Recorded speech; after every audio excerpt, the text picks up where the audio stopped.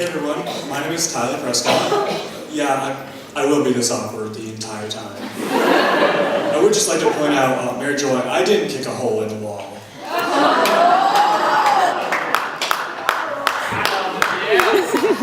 In the news lately, there's been lots of people taking different stances on things. People are holding out to get married now until everyone can get married.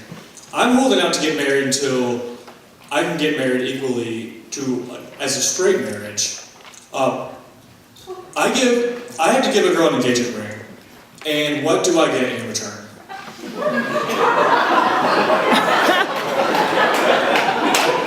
I get a woman.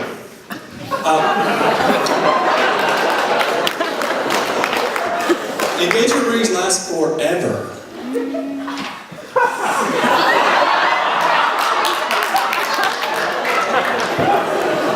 What I propose instead is, I give you an engagement ring, and you give me a Twinkie. That lasts forever. I feel like Taylor Swift, when she writes her songs, she has to go back and just erase some stuff at the end. She's like, what was I thinking when I wrote that? It's like, you are the best thing that's ever been mine. Except for really the comfy couch I have in my room, and that one time, and my uncle took me to the fair and we got calamari. That was a little bit better than you. I try to be a good person and base my life off of Jesus' life. That's why when I turn 33, I plan on quitting my job and moving back in with my dad.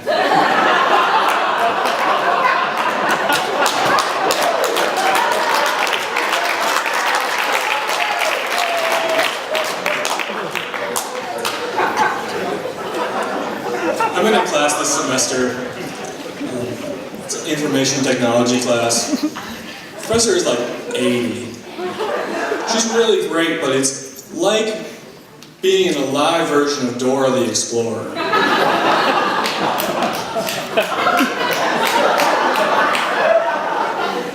She says, "Is this the project we're looking for?" And I'm like, "That is an internet tab containing Facebook." No. People say all the time, this is weird colloquialism, I like my men like I like my coffee. Hot and dark. I like my women like I like my coffee. Tall and beautiful.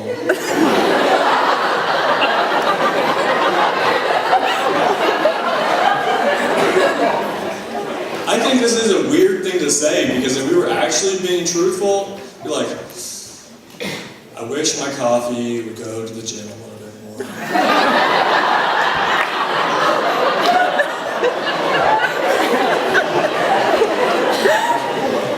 You know, it really has a great personality. I'm just really not interested in you anymore. The biggest problem I have with this statement is when people go to order coffee, they're always like, I want my coffee tall and dark. They never say, yes, can I have my coffee awkward and lanky?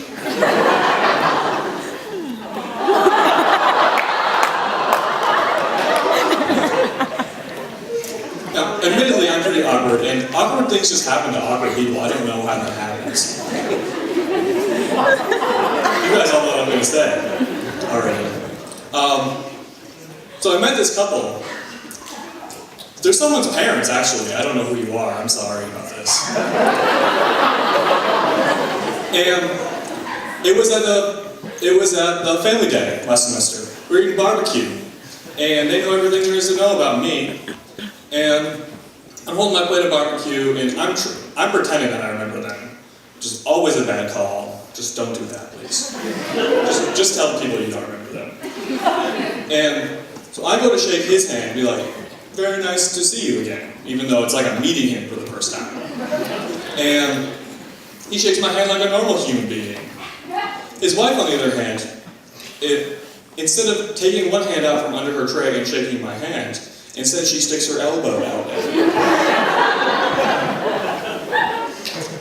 I don't know what that means.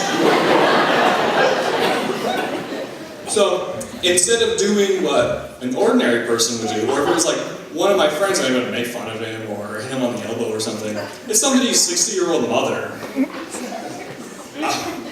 So I have a couple options, but what I think is my best option in my head is after about 10, 15 seconds of just staring at this woman's elbow, which is a surprisingly long time in elbow staring. Instead, she sticks it out at me and I just grab it like she's an amputee. And I just shake it around a little bit. And that's when we make eye contact. I realized this was an awful idea. And she realizes this was an awful idea. I don't know what she was expecting, honestly. So I'm holding on to her elbow, still making eye contact with her. I think, hey, I should lighten up the mood and say something funny. So I look her in the eye and say, I see you moisturize your elbows.